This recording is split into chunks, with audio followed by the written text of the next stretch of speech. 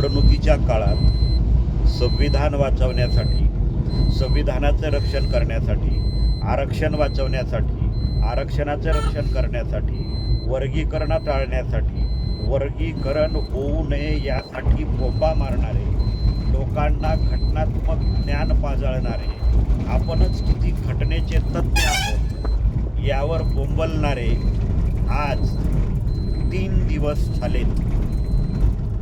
महाराष्ट्रातलं सरकार हे बेकायदेशीरपणे काम करत आहे. 26 नोव्हेंबर 2024ला महाराष्ट्रातील राज्य सरकारची मुदत संपलेली असताना सुद्धा आज 3 दिवस होऊन गेलेले असतानाही महाराष्ट्रात राष्ट्रपती राजवट लागू झालेली नाही.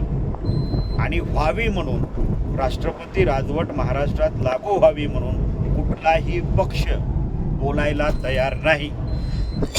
जे स्वतःला घटनेचे अभ्यासक म्हणून घेतात,